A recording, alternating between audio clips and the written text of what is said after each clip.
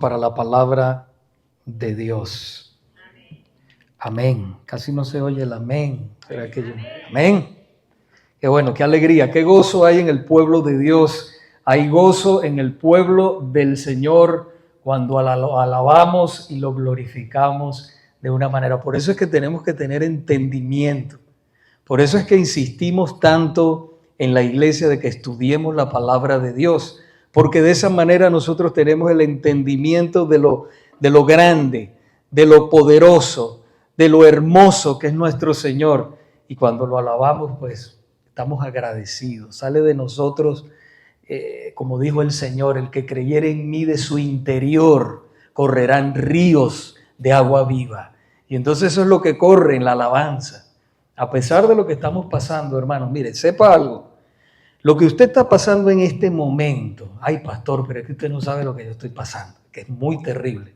Lo que usted está pasando en este momento es la voluntad de Dios, a menos que usted esté fuera de la voluntad de Dios. Pero si usted está dentro de los propósitos de Dios, de la voluntad de Dios, pues entonces lo que está sucediéndole es la voluntad de Dios. Dios está obrando en su corazón, lo está formando para que usted sea más como Cristo, no más como el jugador más famoso de basquetbol o el de fútbol, no, como Cristo.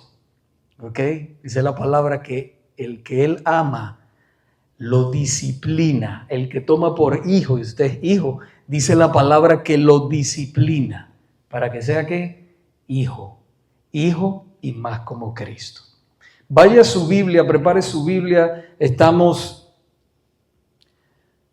predicando una serie de mensajes acerca del matrimonio. Como ustedes saben, empezamos la semana pasada, estamos en 1 Corintios capítulo 7, hoy vamos a estar ministrando bajo el tema instrucciones divinas para el matrimonio. ¿Cuántos matrimonios hay aquí? Si usted no está casado todavía, bueno, pero piensa tal vez casarse. Aprendimos acerca del que tiene el don del celibato. Está bien, perfectamente. Eso es de Dios. Eso es un estado de Dios, un estado divino. Igual que el matrimonio. Uno no es más santo que el otro, acuérdense. Porque yo sé que a veces venimos con trasfondos religiosos donde crecimos y pensábamos que solamente los que son santos son los que se apartan a vivir una vida aparte en un monasterio, y entonces esos solamente son los santos. No, mi hermano.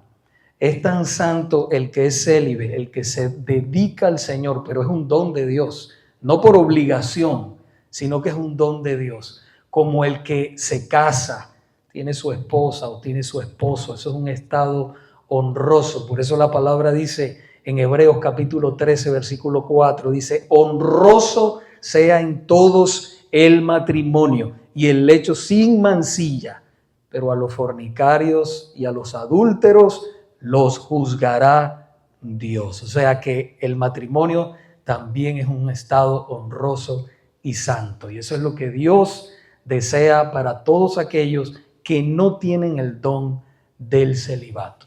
Pero hoy vamos a predicar bajo el tema de las instrucciones divinas para el matrimonio, y vamos a profundizar un poco más en ese tema. Pero antes vamos a poner la palabra en las manos del Señor para que Él haga lo que Él quiere en la vida de cada uno de nosotros. Vamos a orar. Señor, en este momento venimos una vez más delante de tu presencia, pidiéndote, Padre, que prepares la tierra de nuestros corazones para que tú siembres tu poderosa semilla y que tú, Señor, la hagas germinar donde tú la quieres que germine. Transforma, por favor, salva, Señor, libera en este día, Señor, que hoy sea un día de salvación, un día de transformación, un día, Señor, de cambio total, tanto para las personas, Señor,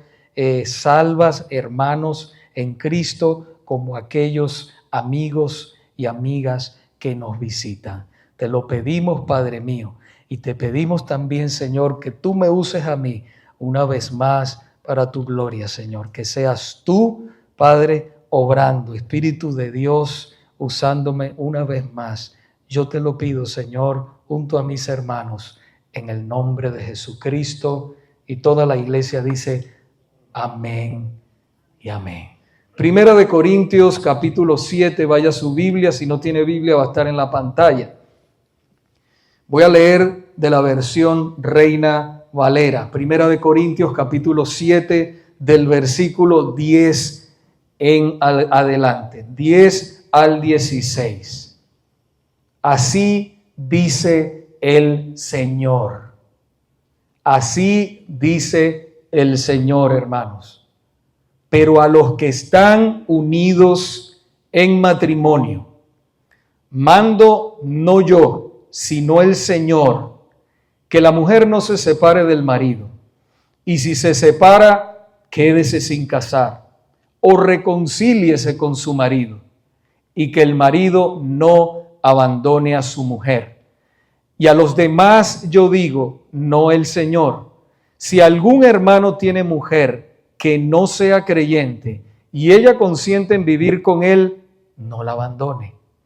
Y si una mujer tiene marido que no sea creyente y él consiente en vivir con ella, no lo abandone. Porque el marido incrédulo es santificado en la mujer y la mujer incrédula en el marido. Pues de otra manera vuestros hijos serían inmundos, mientras ahora son santos. Pero si el incrédulo se separa, sepárese, pues no está el hermano o la hermana sujeto a servidumbre en semejante caso, sino que a paz nos llamó Dios. Porque, ¿qué sabes tú, oh mujer, si quizá harás salvo a tu marido? ¿O qué sabes tú, oh marido, si quizá harás salva a tu mujer? Esta es la palabra de Dios, hermanos. En la época en que se escribió la carta a los Corintios, como ya sabemos, la inmoralidad sexual en esta ciudad era el pan de cada día. Era como decir, como hemos leído en Génesis, ¿verdad? Como Sodoma y Gomorra, algo así, imagínense. Y lamentablemente había afectado a algunos hermanos de la iglesia. O sea, el mundo se había metido también en la iglesia. Y fíjese que estoy diciendo hermanos de la iglesia. Así que en ese momento los líderes de la iglesia, preocupados por la grave situación, escribieron a Pablo. Por las respuestas que da Pablo, que acabamos de leer, es muy probable, hermanos, que ellos se hacían preguntas como: ¿qué hacemos, Pablo? ¿Qué hacemos con tanta inmoralidad sexual en la iglesia? ¿Nos hacemos todos célibes? Otros tal vez de trasfondo judío decían: todos deberíamos casarnos. Miren los extremos a que ellos se estaban yendo. Otros que estaban casados con inconversos se decían: tal vez debo divorciarme de mi esposo y de mi esposa para vivir en santidad. Fíjense todos los problemas que estaban habiendo en esa iglesia. Por eso les he dicho que Primera de Corintios es una carta ¿de qué? De corrección. Una carta de corrección, de ayuda a una iglesia que estaba en una necesidad grande. Una iglesia que estaba en medio de una sociedad pagana, de una sociedad que necesitaba a Cristo. Y ahí le plació al Señor plantar una iglesia. Y Dios estaba haciendo su obra. En medio de todo lo que estaba pasando, hermanos, el Espíritu Santo se estaba manifestando en esa iglesia llena de errores, llena de problemas, pero Dios estaba ahí. Y gracias a Dios, el apóstol Pablo, inspirado por el Espíritu Santo de Dios, les dio respuesta a todas estas inquietudes que ellos tenían. El domingo pasado, si ustedes recuerdan, predicamos bajo el tema no se nieguen el uno al otro. ¿Recuerdan? Si usted no vino, no hay problema. Está todo grabado en el canal. Pero hablamos o aprendimos que Dios bendice el celibato. También aprendimos que el celibato es un don de Dios. ¿Para todos? No, para algunos. Y aprendimos también que el celibato no es para los casados.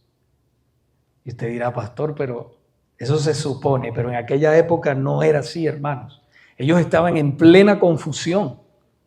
Ellos decían, nos hacemos célibes para dedicarnos a Dios y nos quedamos en santidad. Era un problema grande.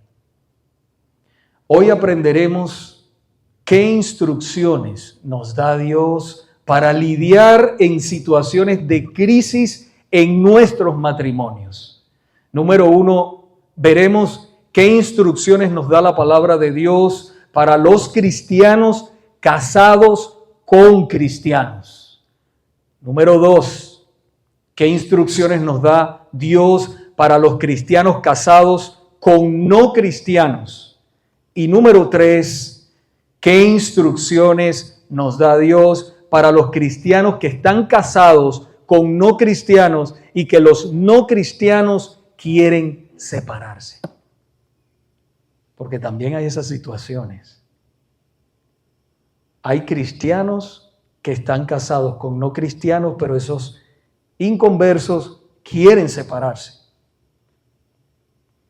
Veamos número 1, instrucciones para los cristianos casados con cristianos.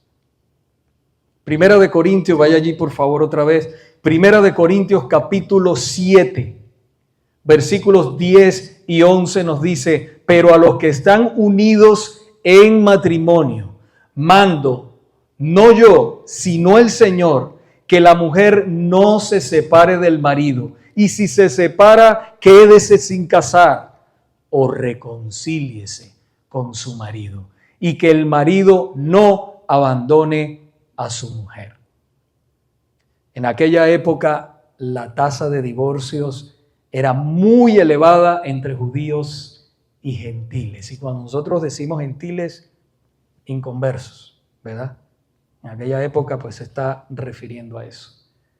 Y lo peor del caso, iglesia, era que con pretextos injustificados delante de Dios, no muy diferente a lo que sucede hoy en día. Y es lamentable que matrimonios cristianos se separen hasta por el más mínimo pretexto.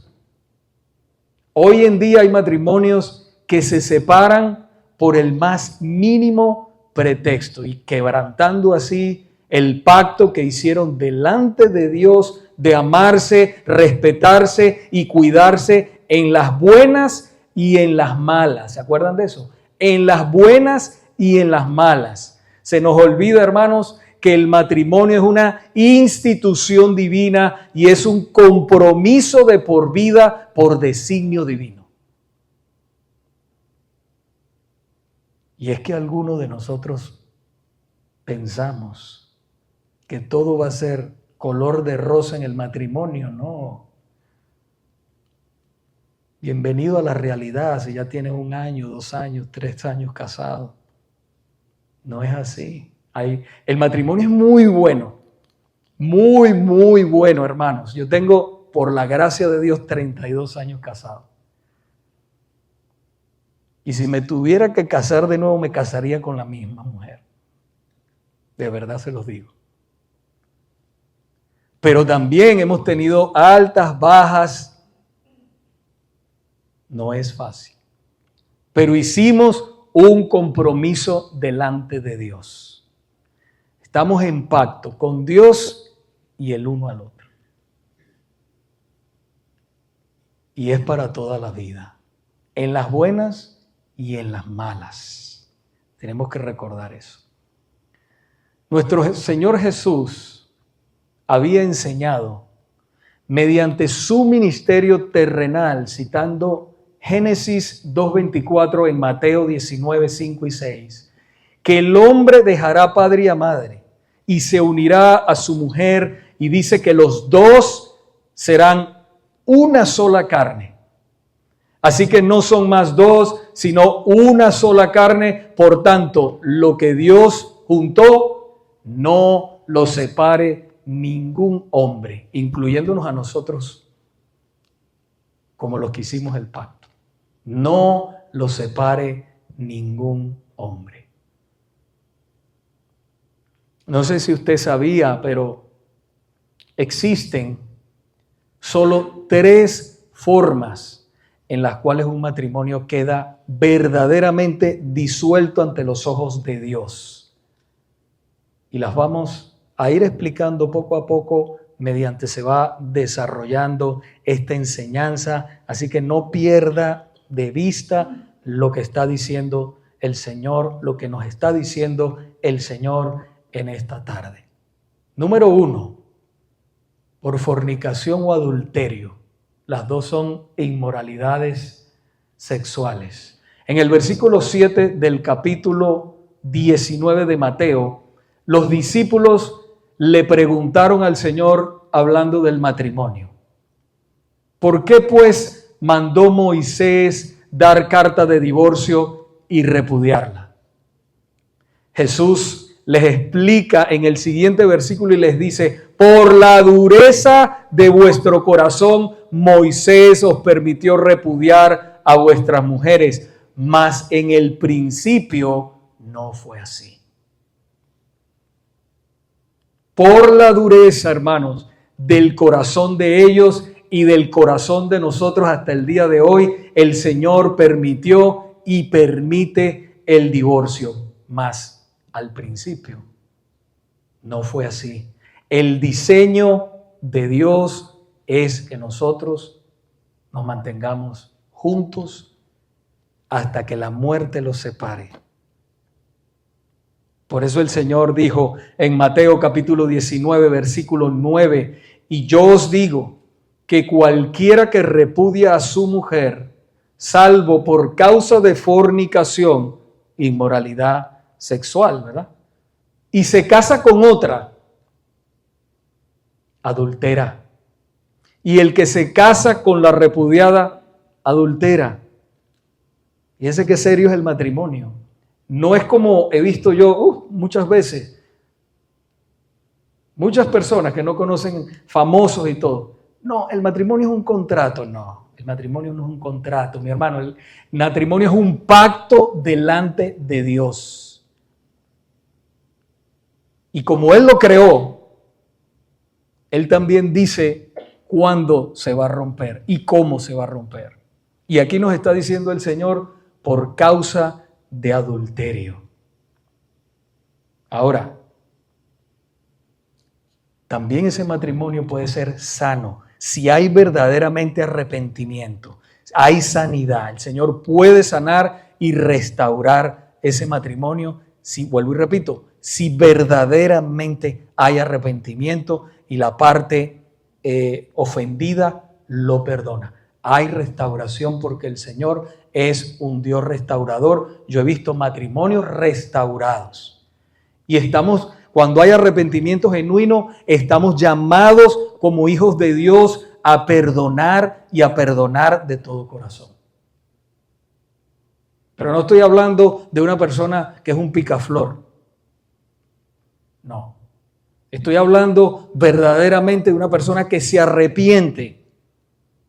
El arrepentimiento quiere decir una vuelta completa, que tú rechazas, que tú repudias todo aquello que tú hiciste, que te da asco lo que tú hiciste y das frutos verdaderos de arrepentimiento. Muchos creyentes ignoran este principio bíblico y se divorcian por cualquier cosa que no es bíblica, cayendo así, hermanos, en adulterio cuando se casan con otra persona. Ser cristiano es muy serio. No soy cristiano, no, hermanos. Quiere decir que tú eres un representante de Cristo, que tú eres un hijo de Dios aquí en la tierra.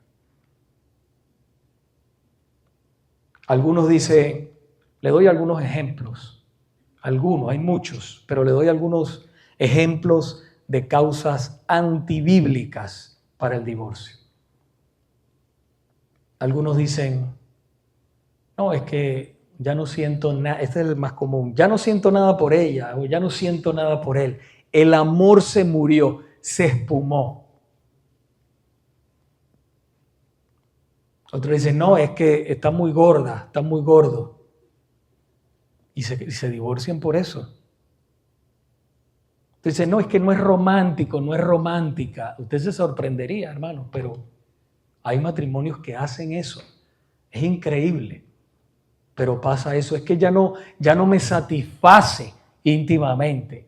Y se divorcian. ¿Eso es bíblico? No. Nada de eso, hermanos, son razones bíblicas para divorciarse. Otros dicen, no, es que no cocina bien, ya no cocina bien. Bueno, ¿dónde está el amor? La gente dice, no, es que el amor es un sentimiento. Sí, es un sentimiento, pero va por encima del sentimiento, va el compromiso, va la decisión de estar con esa persona hasta el último momento. No es que, no, porque ya le pasó esto, ¿y si te pasara a ti? ¿Y si tú te enfermaras? ¿Esa persona te abandonaría? Piensa en eso. No, permanecería contigo hasta el último momento. Ahora, hay otras razones graves que adulteran o pueden adulterar un matrimonio, ¿verdad? Como el alcoholismo, las drogas, la violencia doméstica, el no proveer económicamente para el hogar. Y esas razones, hermanos, se deben de revisar muy bien antes de tomar decisiones drásticas de separarse de esa persona, porque también hay restauración, hay perdón, hay terapias. Tenemos que luchar hasta lo último por permanecer juntos en ese pacto matrimonial. Continuando con el punto de la inmoralidad sexual, Jesús dijo en Mateo capítulo 5, versículo 32, pero yo os digo que el que repudia a su mujer, a no ser por causa de fornicación, hace que ella adultere, y el que se casa con la repudiada comete adulterio. También lo dijo hablando del hombre, en Marcos capítulo 10, versículo 12. Si la mujer repudia a su marido y se casa con otro, comete adulterio. Esto nos deja saber a nosotros los casados, cristianos con cristianos, que Dios aborrece el divorcio. Pastor, ¿dónde dice eso más claramente?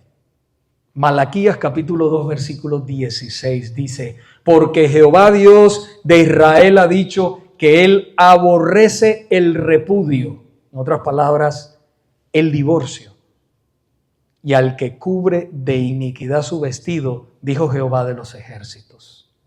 Guardaos, pues, en vuestro espíritu y no seáis desleales. Está hablando del pacto matrimonial.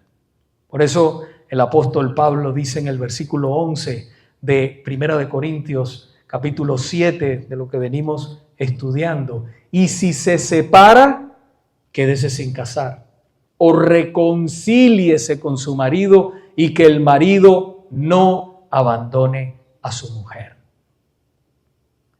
Iglesia, el divorcio es contrario al plan de Dios para la humanidad, y cuando Él lo permite, es por causa de adulterio. Eso es una salida a la parte inocente por un cónyuge infiel e incorregible. Fíjese que dije incorregible. Pero donde hay arrepentimiento, vuelvo y repito, arrepentimiento genuino, puede haber reconciliación, sanidad total en ese matrimonio, completamente. Y no es que usted perdona y después está sacando eso después atrás, no. Perdón significa borrón y cuenta nueva. Así como el Señor nos perdonó o te perdonó a ti, hermano, hermana, en Cristo Jesús. Y dice la palabra que la sangre de Jesucristo nos limpia de todo pecado. Asimismo, debes de perdonar a la persona que te ha fallado y que verdaderamente se arrepiente de ese pecado. En un programa de televisión hace un tiempo, el invitado era un actor muy famoso, muy conocido por hacer varios papeles románticos en películas, en varias películas. Como se esperaba, le preguntaron, ¿qué es lo que hace a un buen amante? ¿Qué es lo que hace a un buen amante? Le preguntaron a este actor. Todos estaban esperando que él dijera, no, bueno, la respuesta del típico mujeriego. Ustedes saben qué. Pero para sorpresa de todos, del público, del animador, de todos los que estaban ahí, y como estaba saliendo por televisión, él dijo lo siguiente: un buen amante es un hombre que puede satisfacer a una misma mujer toda su vida y que puede estar satisfecho con la misma mujer toda su vida. Un buen amante no es uno que va de mujer en mujer en mujer.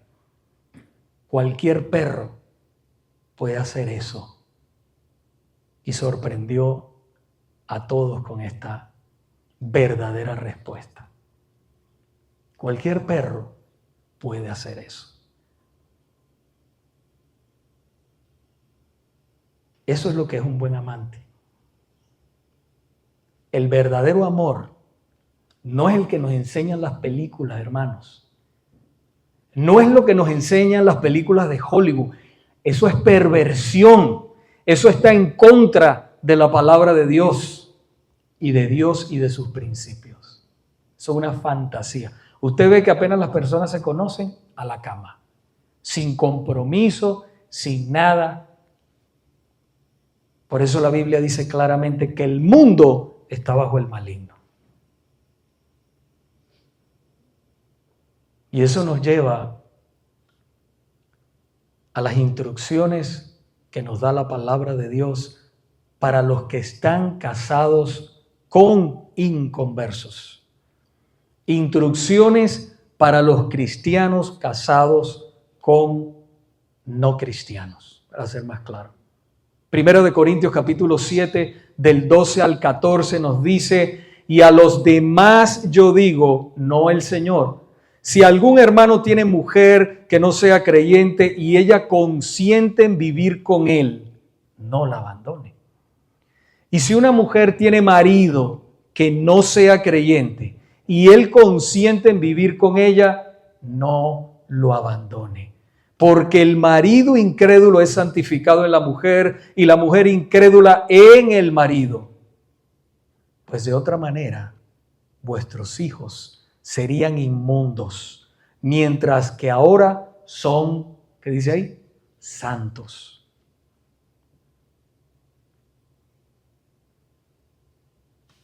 ¿Qué podían hacer en aquella época los cristianos casados con inconversos o con no cristianos? Eran libres para divorciarse de ese cónyuge con el que ellos estaban casados en yugo desigual. Eran libres para casarse con otro creyente sin pecar. ¿Eran libres? Hermanos, estas eran preguntas verdaderamente válidas, ya que ellos sabían que sus cuerpos eran templos del Espíritu Santo. Ellos estaban preocupados. Un verdadero cristiano está preocupado por lo que piense Dios. Y cuando va a tomar una decisión, va a la palabra. No va al psicólogo. No estoy diciendo que sean malos los psicólogos. Estoy diciendo que primero va a Dios, a la oración, a la palabra, a los líderes de la iglesia. Primero, para ver qué Dios dice. Y estos hermanos estaban verdaderamente preocupados por lo que Dios dice acerca de esta situación. Porque en 1 Corintios capítulo 6, versículo 19 dice: ¿o ignoráis que vuestros cuerpos es templo del Espíritu Santo, el cual está en vosotros, el cual tenéis de Dios? Fíjese qué tremenda la poderosa palabra de Dios. ¿Ignoran ustedes que el cuerpo de ustedes es el templo del Espíritu Santo? Dios vive en nosotros, hermanos. Y fíjense cómo avanza la palabra y dice: el cual está en vosotros. Por eso Jesús dijo que el Espíritu Santo estaría con nosotros, pero agregó más, dijo, y en nosotros. Por eso dijo el cual tenéis de Dios. Y mire cómo finaliza. Y que no sois vuestros. Usted ya no se pertenece. Usted fue comprado a precio de sangre. Si usted es cristiano, usted fue comprado a alto precio. Precio de sangre que le costó a Cristo derramar su preciosa sangre en la cruz. Todo el sufrimiento que usted se merecía y me merecía yo, lo cargó Él en la cruz del Calvario para que la ira de Dios no viniera en contra de nosotros. Eso fue lo que hizo nuestro Señor. Y por eso nos reunimos a celebrarlo, a cantarle, a servirle. Porque nosotros íbamos camino al infierno y el Señor nos rescató por su pura gracia y su pura misericordia. Los cristianos corintios estaban verdaderamente preocupados de que si debían o no seguir casados con estos inconversos. Ya ellos habían venido así al Señor. Y eso pasa hoy en día. 2 inconversos y a veces el Señor salva a uno. ¿Por qué? No lo sabemos. Ellos estaban preocupados. Lo más seguro es que al igual que algunos de nosotros, hermanos, cuando nosotros no éramos cristianos, ellos practicaban toda clase de vicios. Por eso tal vez ellos pensaban que estaban durmiendo con un demonio. Durmiendo con el enemigo, imagínense. Ellos tenían esa carga porque ya eran santos, ya eran hombres y mujeres cambiadas por Dios. Ellos sabían que el Espíritu Santo vivía en ellos y estaban preocupados. Yo me imagino que hoy en día moderno uno dormía en el sofá y el otro, ok, duerme tú en la cama, pero yo duermo aquí. Ellos no querían contaminarse en ese momento. Pero en el versículo 14, aquí para que respiremos.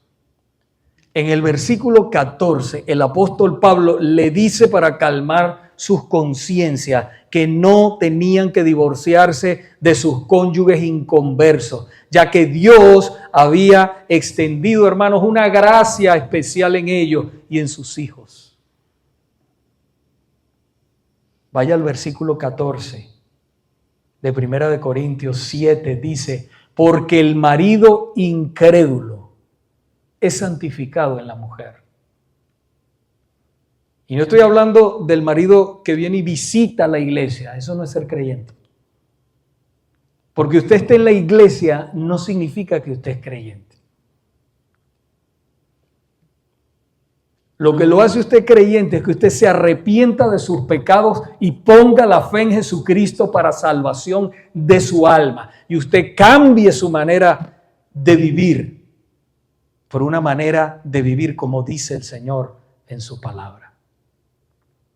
Y entonces dice, porque el marido incrédulo es santificado en la mujer y la mujer incrédula en el marido, pues de otra manera vuestros hijos serían inmundos, mientras ahora son santos. Qué alivio, ¿verdad?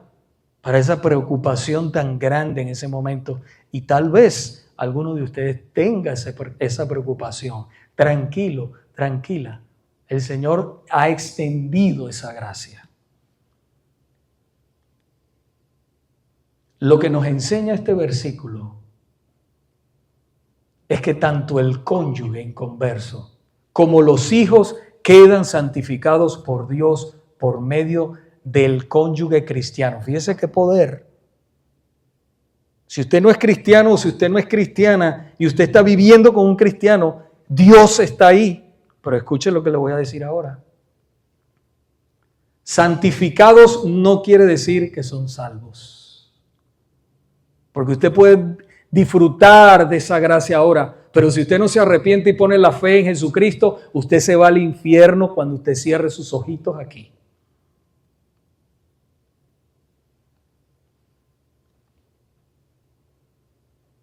Ellos tienen que en algún momento, tanto tu esposo, tu esposa como tus hijos, arrepentirse de esos pecados y creer en Jesús para la salvación de sus almas. Para ser más específicos, la santificación en este sentido es matrimonial y familiar, no personal. Es matrimonial y familiar, pero no es personal. Dios mira a la familia como una unidad. Y aun si el cónyuge es inconverso, es inmoral, es idólatra, toda la familia queda bendecida por causa de ese cónyuge cristiano que vive contigo. Eso lo dijo el Señor. Tal vez si nos tocara a nosotros decidir en eso, digo, no, que se vaya al infierno desde ahora. No, Señor, no lo cuides, no lo santifiques, nada. Pero Dios en su sabiduría, en su amor, en su misericordia, extiende esa gracia. Así que el esposo o la esposa inconversa que decide quedarse en el matrimonio, el creyente no tiene que divorciarse. Si ese esposo y esa esposa decide, porque lo hay, hermano, hay hermanas que están casadas con hombres que son inconversos, pero son buenos hombres, son responsables, quieren, las aman a sus hijos y todo. La palabra dice, no lo abandones. No lo abandones. Por otro lado, es muy importante saber que si un creyente está soltero o soltera, no debe por ninguna circunstancia casarse con un inconverso. Segunda de Corintios 6, capítulo 14 al 16, dice, no os unáis en yugo desigual con los incrédulos, porque ¿qué compañerismo tiene la justicia con la injusticia? ¿Y qué comunión la luz con las tinieblas? ¿Y qué concordia Cristo con Belial? Belial es un demonio, un ídolo demoníaco. ¿O qué parte el creyente con el incrédulo? ¿Y qué acuerdo hay entre el templo de Dios y los ídolos? Porque vosotros, vuelve y dice el Señor, vosotros sois el templo del Dios viviente. Como Dios dijo, habitaré, mire qué privilegio, hermanos. Habitaré y andaré entre ellos y seré su Dios y ellos serán mi pueblo. Posesión mía, dice el Señor, son ustedes. Siempre que un hijo o una hija de Dios desobedece a Dios en este punto, su vida se convierte en un calvario. ¿Por qué? Porque es un principio bíblico. Y cada vez que alguno del pueblo de Dios se unía en matrimonio con algún inconverso, tarde o temprano lo arrastraba a una vida fría, triste y pecaminosa. Pastor, es que después él se convierte o ella se convierte. Han habido casos. Yo conozco uno en 20 y pico de años que llevo de cristiano. Pero uno, no sé por qué Dios, pero el Señor dice que no te cases con inconverso, que no hagas yugo desigual.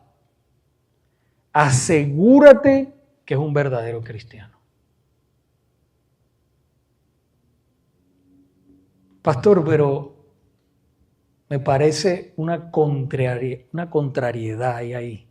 Por un lado, Dios bendice el matrimonio y a los hijos de una pareja donde los dos son inconversos.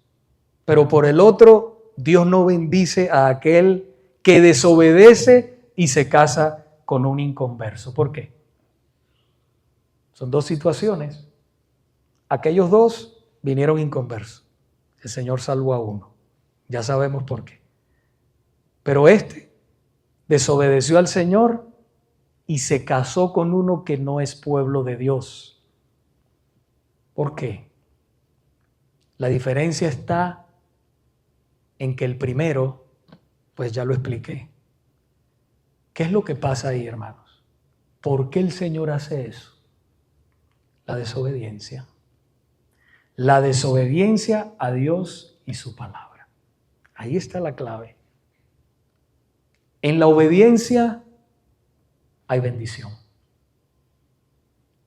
Siempre que nosotros obedezcamos a Dios, aún no me suene lógico, hay bendición. Y en la desobediencia a Dios están las consecuencias, problemas, consecuencias negativas. No hay bendición, no lo hay. Y ninguno de nosotros, hermanos, queremos estar fuera de la voluntad de Dios. Así que obedezca a Dios por encima de lo que usted vea, de lo que le digan, de lo que la gente haga, de lo que usted sienta. Cuidado con eso. O en esta época es mucho, es que yo siento.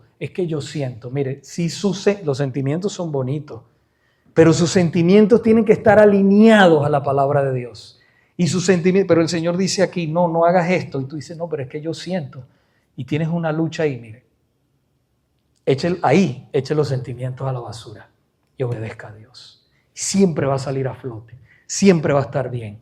Siempre va a estar bendecido. En la obediencia está la bendición. Y esto nos lleva al punto número 3. Instrucciones para los cristianos que están casados con incrédulos que quieren separarse. Mire bien esto. 1 Corintios, vaya allí a la Biblia otra vez, capítulo 7, del 15 al 16. Pero si el incrédulo se separa, sepárese. Pues no está el hermano o la hermana sujeto a servidumbre en semejante caso, sino que a paz nos llamó Dios. ¿A qué te llamó? A paz te llamó Dios. Porque, ¿qué sabes tú, oh mujer, si quizá harás salvo a tu marido? ¿O qué sabes tú, oh marido, si quizás harás salva a tu mujer?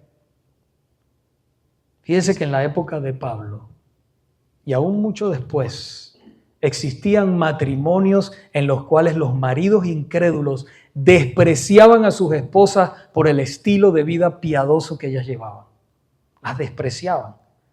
Y la consecuencia era que ellos querían abandonarla.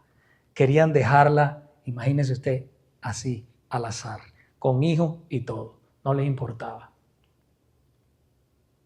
Y Dios da a sus hijos una salida para este tipo de situaciones también. Hermanos, el abandono por parte del cónyuge es una de las otras formas de divorcio que Dios aprueba por parte de la persona o del cristiano inocente. El abandono. Hablamos del adulterio o fornicación, ¿verdad? Y ahora estamos hablando del abandono. Yo no quiero nada contigo. Tú eres muy cristiana. Tú eres demasiado santa. O tú eres demasiado santo. No quiero nada contigo. El Señor da salida. Fíjense en el versículo 15. Pero si el incrédulo se separa, sepárese.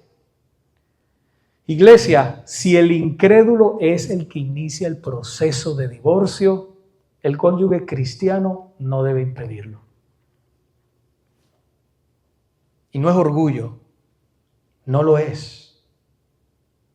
¿Por qué? Porque el mismo versículo 15 nos da la respuesta. Porque a paz nos llamó Dios. A paz. Hay matrimonios en los que el cristiano sufre, hermanos, sufre tanto, y el cónyuge inconverso es tan malvado, tan problemático, tan destructivo para la mujer y para los niños, que lo mejor es que se vaya si se quiere ir. Porque Dios desea que sus hijos vivan en armonía y en paz. No que seas una esclava y un esclavo, no. La última forma de quedar libres del pacto matrimonial es cuando una persona, uno de los dos, fallece. Van 3, fallece. Primera de Corintios capítulo 7, versículos 39 y 40 nos dice: la mujer casada está ligada por la ley mientras su marido vive. Pero si su marido muriere, libre es para casarse con quien quiera. Y mire lo que dice aquí, sigue diciendo. Con tal que sea en el Señor. Pastor, ¿qué significa con tal que sea en el Señor? Señor, es que para que tienes que bendecirme y me caso con quien quiera. No, con tal que sea en el Señor, con un cristiano o con una cristiana genuino, verdadero. Pero fíjese lo que dice el Señor. Pero a mi juicio, está diciendo el apóstol Pablo, inspirado por el Espíritu Santo, pero a mi juicio más dichosa será si se quedare así. O sea, sin casar, porque murió su esposo o su esposa. No está mal que te vuelvas a casar en el Señor con un cristiano o una cristiana, pero dice el apóstol, pero a mi juicio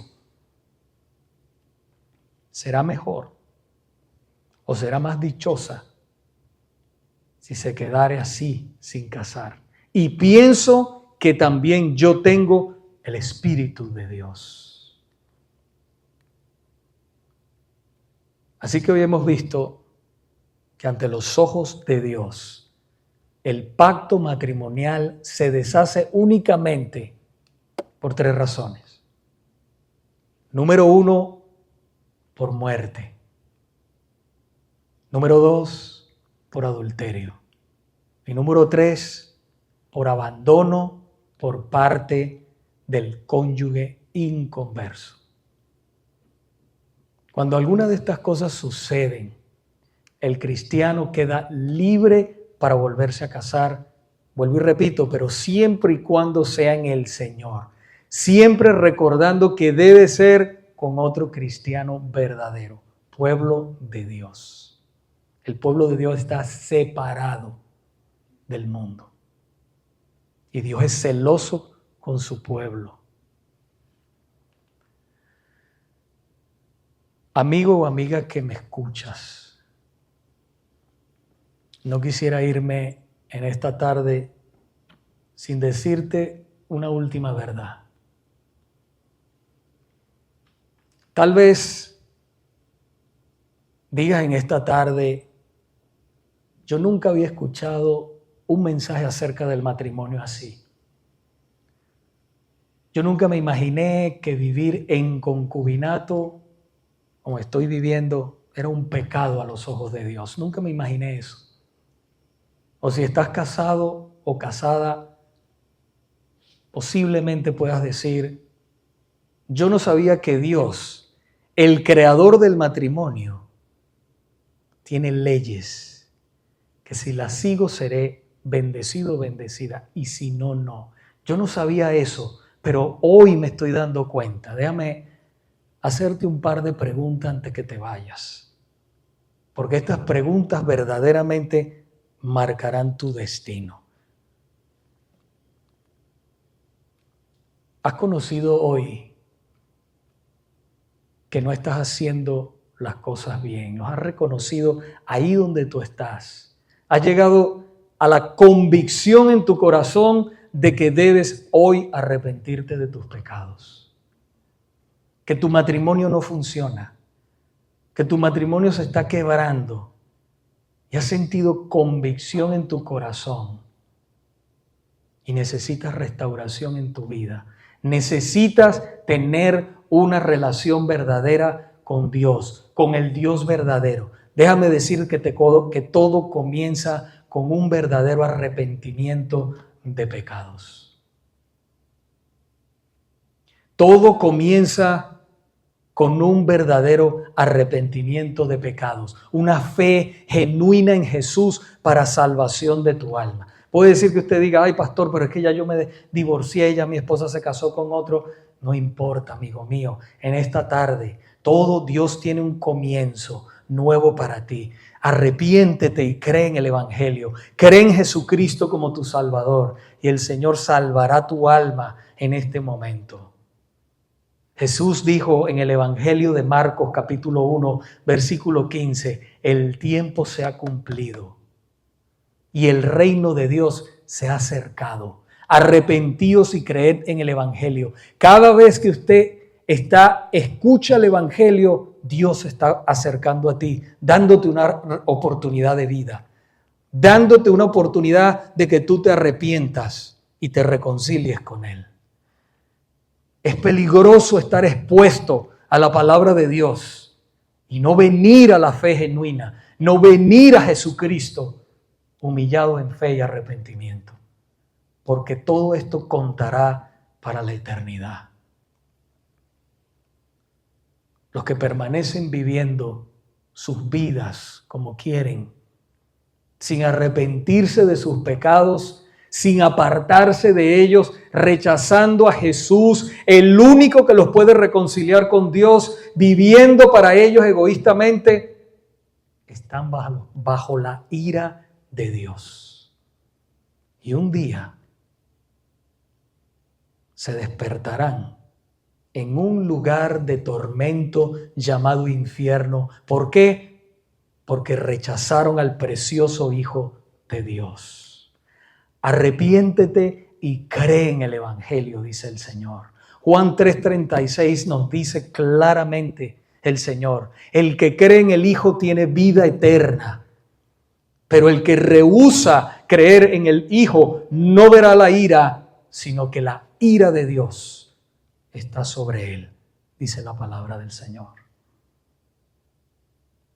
Pero mientras hay vida y esperanza, escucha bien, mientras hay vida, hay esperanza. Si sinceramente recibes a Jesús como tu Salvador y vives una vida para Él, en obediencia a Él, delante de Él, hay esperanza para todo aquel que deja esa vida de pecado, esa vida que le desagrada a Dios y lo recibe como su Señor y Salvador.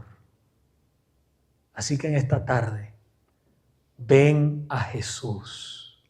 Te estoy llamando como si fuera la última oportunidad en tu vida. Ven a Jesús. Ven en arrepentimiento y fe ahora, porque puede ser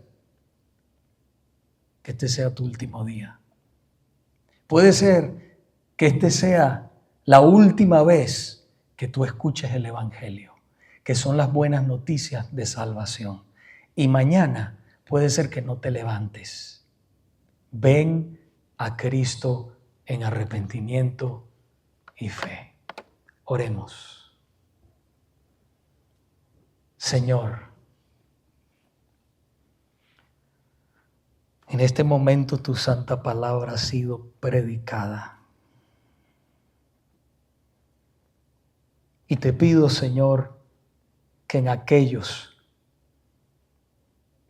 que tú, Padre mío, estás salvando,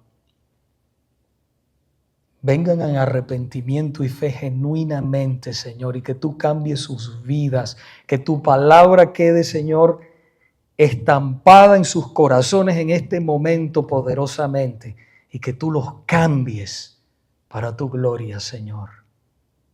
Te lo rogamos, Padre Santo, en el nombre de Jesucristo. También te pedimos, Señor, por nosotros los que estamos casados, que tú nos ayudes a vivir como a ti te agrada, siempre recordando el pacto que hicimos y viviendo para ti, honrando este pacto, amando a nuestros cónyuges, sirviéndole a nuestros cónyuges, sabiendo que son hijas tuyas, que son hijos tuyos, y que también daremos cuentas cómo nosotros los tratamos en esta vida.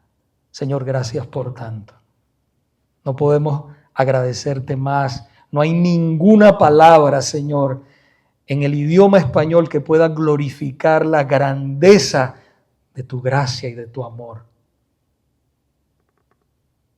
Pero te damos tanta gracia por tanto, Señor. Y pedimos, Dios, que nos ayudes.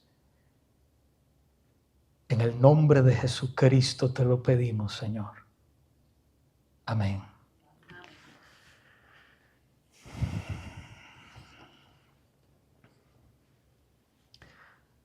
Hermanos,